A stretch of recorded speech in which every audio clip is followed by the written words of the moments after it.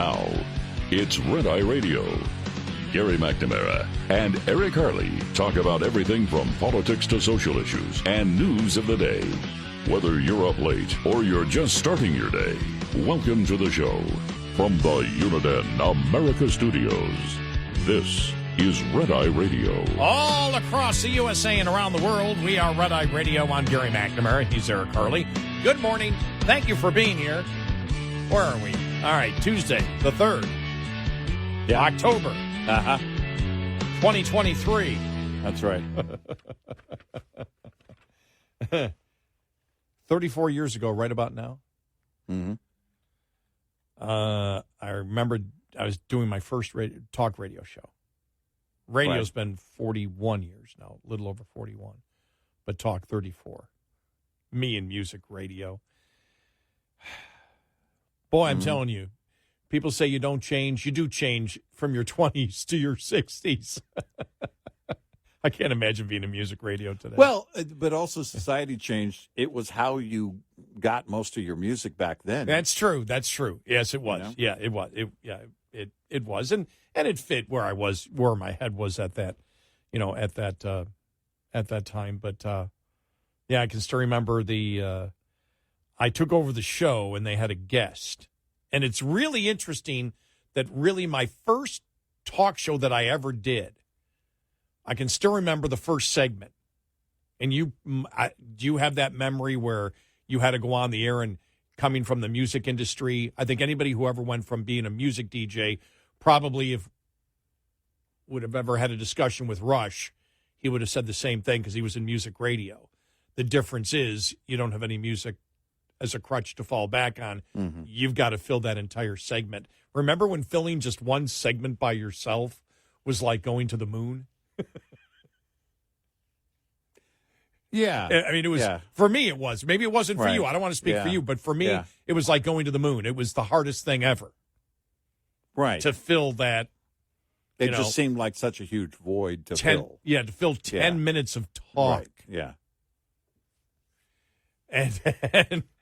And now it's like, whatever. But my first guest, an author by the name of, I think it was Victor Salupe, who wrote the book, The BS Syndrome. Think about how much we focus on BS today as a concept. And that was the first guest that I did in talk radio. He wrote the book, The BS Syndrome. And it was an entire book. And he used the word inside of the book, which, of course, you need to use the word in order to get that emphasis in the book. Right. And he goes through all this different scenarios of BS from government to business, everything. And how it starts and where it goes. And he was my first guest. And I just always thought that was fascinating because I would have never thought that 34 years later, it's still one of our top topics about how gullible or how we as a nation, so many of us actually wish and prefer to be BS. That wasn't part of the book, I don't believe, back then, which was the public's willingness, and not only willingness or the acceptance of BS, but the addiction to it. Well, the question is the problem what they're selling or what people are buying? Both? Well, what the demand is. The demand really, causes the supply. It's about the demand. Yes. Because without the demand, it would end. That's the whole thing. Drug lies require that you keep it afloat. You have to change it up a little bit. The truth doesn't require any of that. No, you're right. The truth requires only light. And you only have to point to the truth. And think about this. This would be an interesting discussion and something to do research on. What's accepted more in society, BS or the truth? What do people fight against more, BS or the truth? Well, it depends on which people you're talking about. As a society, truth is greatly respected. When someone says, I like that person, I may not agree with them, but they're blunt. Yeah. Yeah, what that means is I believe they're being honest and direct. No, but we want it. Think about this. In the private sector, we demand the truth. We don't get the truth, we sue. Oh, yeah. We want the truth. We want integrity. We want credibility. We want trust. And this is in the private market where we have many, many choices out there as to where to go. If you haven't given me what I wanted there in the truth about your product and the integrity and the warranty and everything else, I'm moving over here. But where you have no choice, not some choice, but where you have very little choice, and where you simply pay your money for people to be honest with you, is where the biggest BS actually comes from when you think about it. Yeah, right. There's nothing like government for lies. Right. You compare the private sector to lies of the government, but people accept lies if it fits their narrative from the government. If it's easier to digest and just shake their head and go along with it, because the things that as the constituents, as the rank and file, as the citizens, that we should be rejecting are the ones, you look at it, those are the ideas right now that get us to where we are today. And there should have been massive rejection by every person in our society. We don't want people coming here illegally. We don't want inflation. We don't want, except the thing is once you start that ball rolling in terms of spending and benefits, Daniel Patrick Moynihan, who coined the phrase, the pathology of dependency. Once you start that ball rolling, good luck trying to reverse it. Even hardcore conservatives have only gotten away with tapping the brakes on that kind of behavior in federal government a few times over the years. Welfare reform, but what did it do? It only tapped the brakes. It didn't really do anything. It didn't change anything, and we're here now, and you've been feeding the bear, and the bear only eats marshmallows now. Don't make that bear go out and hunt salmon.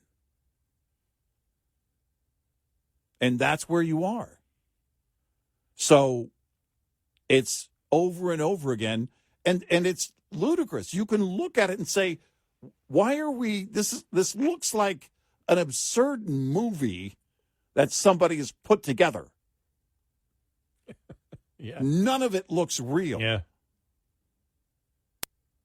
And which is why, and you know something, that's why you can go through the Babylon Bee headlines and you can laugh because you're like, well, the Babylon Bee has become, it's like, what do they call themselves? The best fake news. And you and I read headlines and go, that's not a fake headline. Right.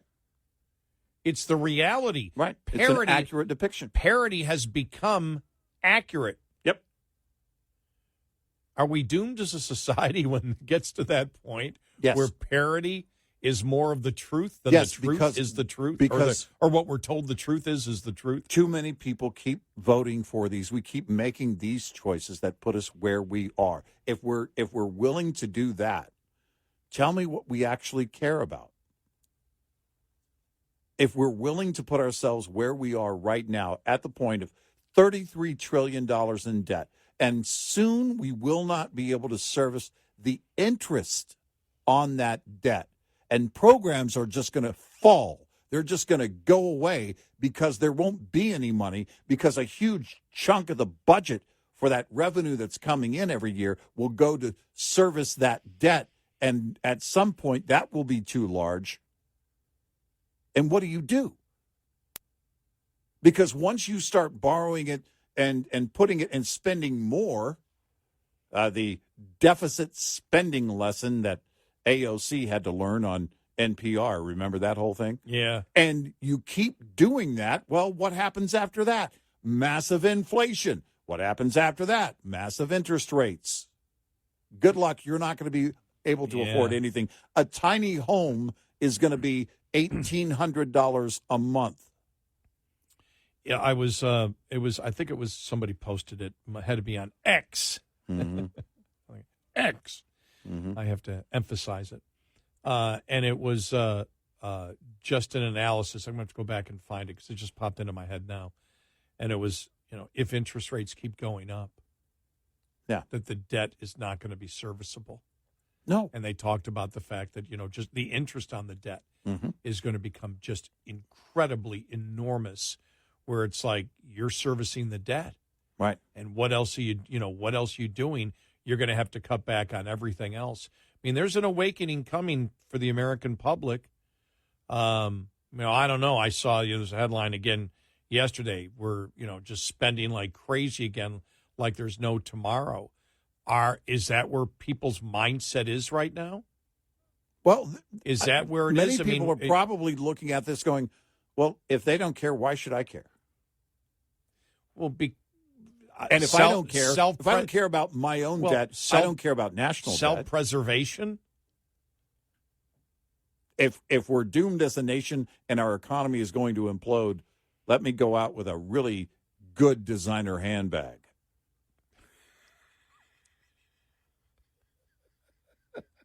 At least I'll look good on the way out the door. My shoes are spectacular. Because doing things is hard. Yeah, it is. Doing the right thing here is hard. But it's simplified. And it would be, in fact, turning $33 trillion around when it comes to spending. Think about this. All of us who are true fiscal conservatives know what has to be done. We can see it. This is a runaway train. There are ways right now to slow this train down and eventually reverse it, and we choose not to. And it's not just the politicians.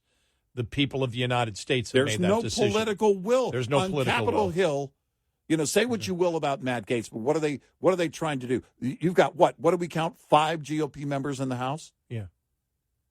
5. That are with him. That are with him on ousting the Speaker of the House. On being a true fiscal conservative, I'd love to measure and see how many we actually have in the GOP in the House alone. Well, yeah, but I'm a true fiscal conservative, and you are. I don't know if I'd be going along with Matt Gaetz. No, the method and what he's doing isn't there. But what I'm saying is, because I believe there's other, because Chip Roy isn't on his side. And listen to Chip Roy talk about the debt. I get that, but you look at where the true fiscal conservative is. Count how many do we have? We can throw in the Freedom Caucus. What are we talking about? A couple dozen, few dozen, 2 dozen, maybe 30. 20 to 30. Yeah. Outside of that, how many can you really measure as true fiscal conservatives? Well, if you look at the overall population, there's no push anymore from the Republicans. Exactly. You and I talked about this when we used to talk about the debt 15 years ago. Mm-hmm. People would talk about it. You'd be getting emails, a month later. Right. Responses, whatever. It's almost, and maybe they're concerned, maybe it's hopelessness from the true conservative. We just can't turn it around. It could be at that point I'm talking about the voter. Mm-hmm. I don't know where the fight is, if there's any fight left in the handful of fiscal conservatives. Well, I know when it changed. 2015 to 2016 is when it changed. It went from the swamp being Republicans who were going along with Democrats, and we had to stop it. And that's how Trump, the swamp became the thing he said. And 6 months later, Trump's talking about we should only pay 50 cents on a dollar and pay off our debt, and we should borrow trillions more because the interest rate is cheap. And the entire Trump army that supported him on deficit reduction went completely 180 degrees the opposite direction 6 months later. Well, and that seemed to be the end of any type of massive movement of fiscal responsibility from the Republicans. Well, and the last big push really was TARP 1. Yeah. The last big push, the real by the big rank push. and file. There was a push at the edge, and there was a lot of people complaining about Boehner. He was basically forced out. Sure, yeah. But yeah, but in terms of taking the reins, right, the rank and file, that would have been TARP 1 was the last big one. Yeah. So if the people don't want it, that's why I said about Gates earlier. That's my whole point. Is anybody even paying attention to the? Well, we want to cut the debt 8%. We want to cut the debt 15%. Is that just blah blah blah blah blah to everybody? That's my whole point, because they get there by us putting them in office. If we were a nation of fiscal conservatives, the makeup on Capitol Hill would be very different. 866-90-RED-EYE. This morning's USDA Farm Report is brought to you by House Products. Tested, trusted, guaranteed since 1920. So what should you consider when finding areas near your home or on a distant trip to view the fall leaf colors this season? U.S. Forest Service plant physiologist Kevin Smith says it's not just about the trees with foliage that changes color. View the foliage in areas that have some topographic relief, hills and valleys. The timing of color can vary from hilltop to the valley. You can get sort of a Persian rug effect of details of the mosaic of color when you have a little bit of elevation. Smith adds that forest composition, in part based on land use, also plays a role in what one sees in the fall color portrait. Having a mixed deciduous and some pine or hemlock mixed in, coniferous trees that retain their green needles for some period of time, that having that green mix in is interesting visually along with the color. I'm Rod Bain reporting for the U.S. Department of Agriculture in Washington, D.C. This report brought to you by Cenex Fuels and Lubes. Coming up, more with Gary McNamara and Eric Harley. It's Red Eye Radio.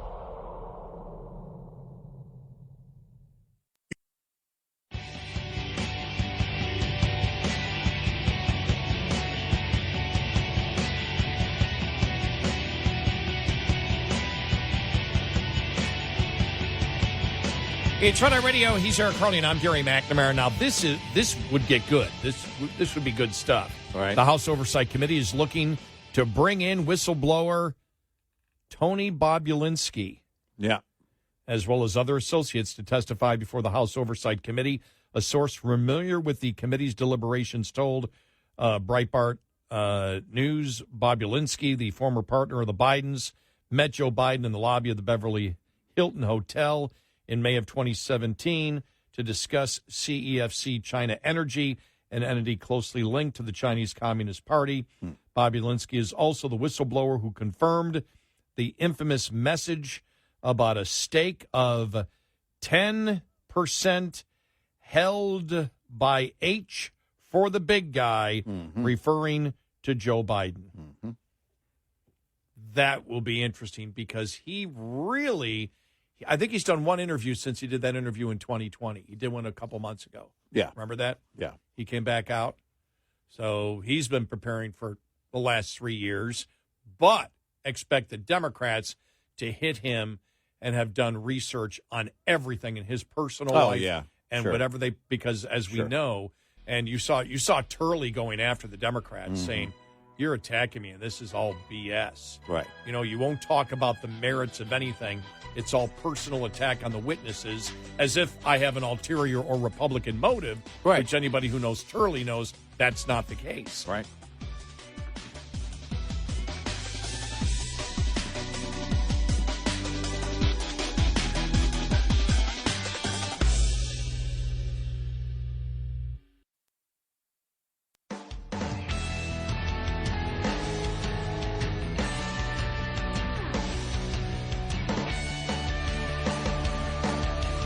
Call and join the conversation. 1-866-90-RED-EYE. Red Eye Radio. And he's Eric Harley, and I'm Gary McNamara. So Bob Ulinsky going before the impeachment inquiry. Mm-hmm. Now, he was the first guy out there. You think about it. He was the first guy through the door. Right. I wonder does he still have security? Remember he had security? Good question. Some of the things that he said back then, he said, Hunter and Jim Biden and I are there. And Hunter gets up and talks to his father when he comes in. Bob Ulinsky told the New York Post. He then brings Joe Biden over and introduces me, saying he's the one who's helping us with the business we're doing with the Chinese. I've heard Joe Biden say that he's never discussed business with Hunter. Bob Ulinsky added, that is false. I have firsthand knowledge about this because I directly dealt with the Biden family, including Joe Biden. Those would be powerful words said live. Yeah.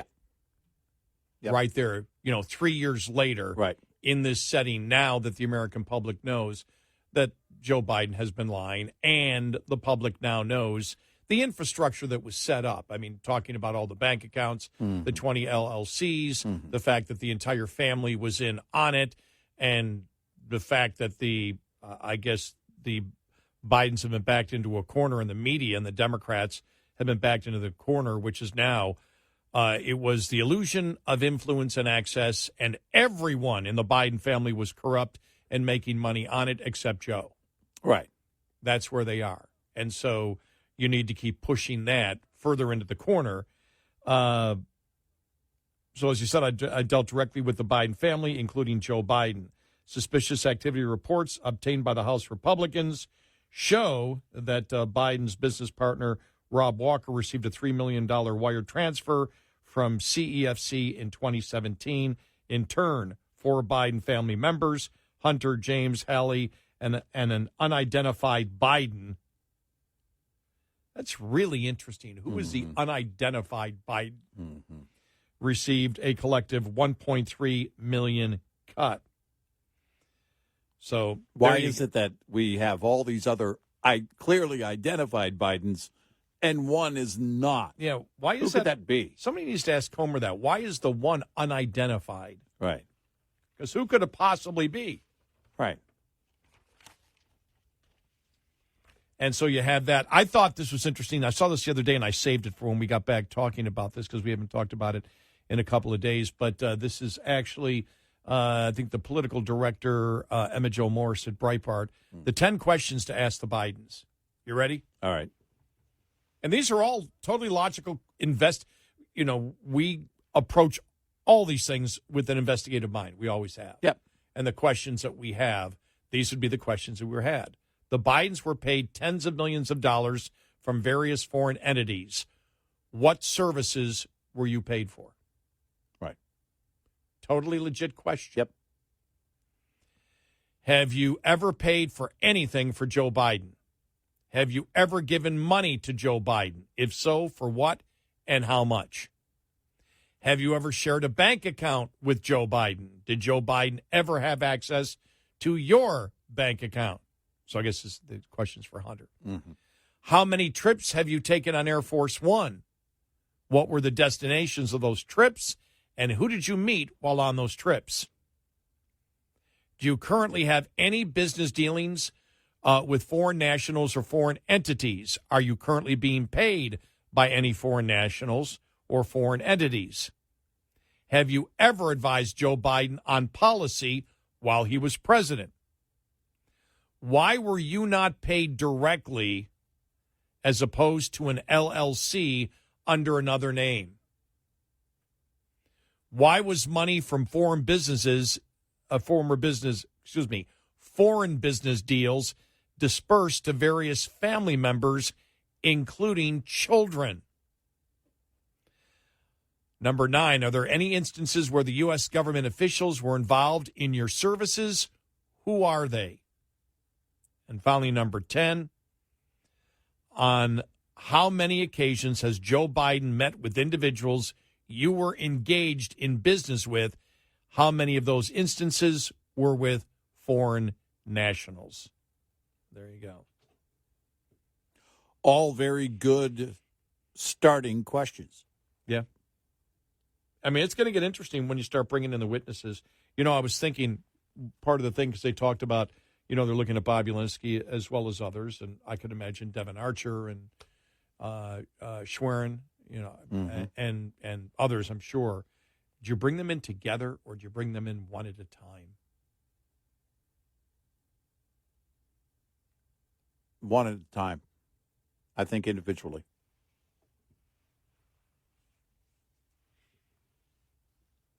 I tend to agree, because I think you need to have the focus.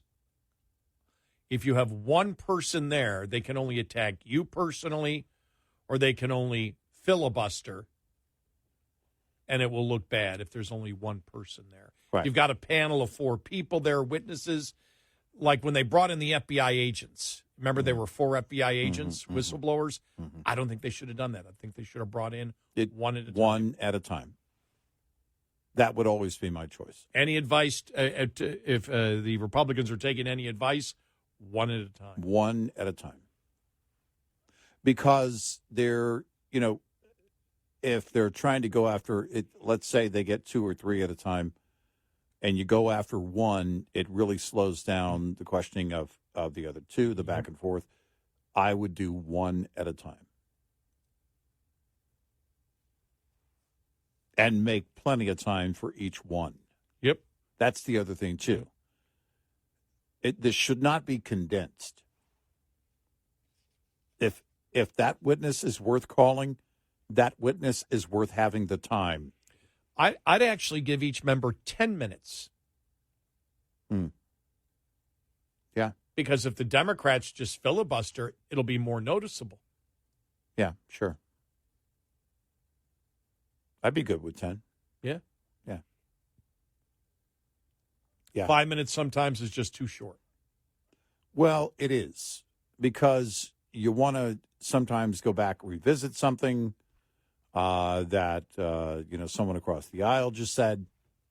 You want to counter that or whatever, and then you want to start the questioning, and then you're going to want to make a statement and put your exclamation point on it, or any of those items. All of a sudden, 5 minutes is gone.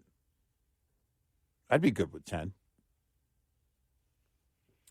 All right, moving on. I want to get to this because it's something that we talk about on a consistent basis, and you happen to bring it up. Just during a break, we actually weren't talking about EVs, but you apparently, was it the Wall Street Journal story that you saw? Yeah. On Rivian and how much? Yeah, Sean McLean wrote it over at the Wall Street Journal, and Rivian is losing $33,000 per vehicle right now. $33,000. And they point out in this piece at the Wall Street Journal, that's right about the starting point in terms of price point for a base model F-150.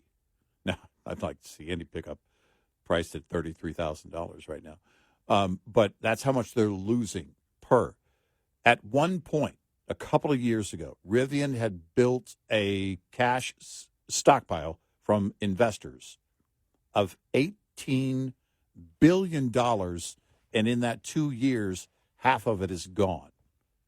Now, they say the losses are slowing down a little bit, but my question would be, is that because sales are slowing down? If their margin is improving a little bit, but you're still $33,000 off. Now, this is a truck, a vehicle. They have the SUV and they have the pickup truck. They start around, they're selling right at around $80,000 each. That means in order to actually truly break even, and we're not even including subsidies yet, they'd have to charge right now roughly $120,000 plus. Well, who would be buying that? You're pushing the $80,000, and that's a bunch of people who are high earners. These are rich people who are buying these vehicles. And so when that novelty wears off, the appeal, hey, they're very cool trucks. They go from 0 to 60 in 3 seconds. They're pretty cool to drive. A friend of mine has driven one. A neighbor of mine owns one. But here's the question. Can the market sustain that? Take the subsidies out of it and charge what you need to charge to make, I don't know, just $100 profit on each of them. And see where the market is for that. See where that true demand is for that vehicle. What was really important, because if you take the $33,000 with the $80,000, not including taxes or destination charges, you're talking about $113,000 right there. So with everything else, you're easily roughly $120,000. Yeah, roughly be 120. But that also includes all the government subsidies going to right. Rivian. If you take the subsidies out of it, outside of the consumer subsidy, right? And so they've got to deal with Amazon to deliver. I think the target date, I forget, it's in 2026. To deliver 100,000 vans, electric vans. That was a pretty big deal. But my question is, can they fulfill that contract? They've built around 65,000 vehicles as the end of September. They aim to produce 52,000 next year. Yeah. Their Illinois company, their factory is operating at less than 1/3 of its build capacity. Well, nobody can afford it. Well, that's it. The demand isn't there. The consumer Once there the isn't novelty demand tempers and that's kind of gone away, then where is the actual demand for that vehicle? What are you looking at actually? Well, in the EV market, it's usually jumping from one brand to another, right? Like a lot of liberals want to get away from Tesla because they no longer like Elon Musk. So you could see where people would say, okay, I'm going to turn my Tesla in for a Rivian. All right, there'll be some of that. But where is the growing demand for those vehicles? And that's what I question. And I don't see it. And the other thing is the big lie, and Buttigieg was out there a couple of weeks ago and he was doing the rounds talking about how the cost is going to come down once we start building more. Yeah, the cost is going to come down. Not when you take all the subsidies away from it. Right. And the normal inflation increase that you see on vehicles don't come down in price. He's leaving out demand. He's leaving out the biggest part of it. Demand. He's He's leaving out, and he started on the false premise, which again, I've always said, if you start on the false premise, everything that follows seems logical, but it's still false. And he leaves out that false premise is implying that there's going to be a growing demand. And the fact of the matter is there's nothing to show that right now. Nothing. Especially when you talk about the prices going up. When we talk about inflation, even if the rate of inflation turns a little bit south again, which it hasn't in the recent 2 months, it's actually going up. But if the rate of inflation drops a little bit, it's still on top. That means the prices are still going up. Raw materials and components to build these vehicles and gas-powered vehicles will mean the prices of those vehicles are going to go up as well. It's not going to get any better. I don't see demand growing in big numbers to the point of them turning a profit over the next 2 years. 866-90-RED-EYE. Lines open for your calls. 866-90-RED-EYE on Red Eye Radio.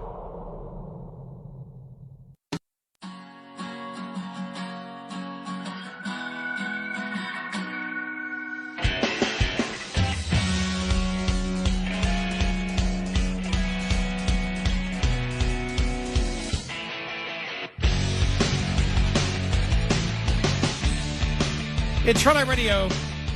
He's Eric Harley, and I'm Gary McNamara. You saw where Texas Congressman Henry Cuellar was carjacked in D.C. Yeah. Wow, that was breaking in the evening, last evening. And look, it's a reality. The D.C. area, the crime is going through the roof. Yeah. Armed carjacking. Yes. And, extremely dangerous. And, of course, something like this is going to make the news and draw more attention to the fact that, D.C. has always had high crime, but it is skyrocketing, and this is certainly going to gather more attention on that issue. And, this is just months after leaders in D.C. were saying, they're murdering people in the streets. And that was just a few short months after saying nothing is wrong here. Yeah, that changed really quick, didn't it? The Democrats are changing their tune on a number of massive issues. Well, not all of them. Are they changing them for good or just for the next 13 months? Probably just for the next 13 months. But it's coming from their constituents. It is. Yeah. And that's where the problem there is pressure coming. And there's a lot of pressure on them on a number of fronts.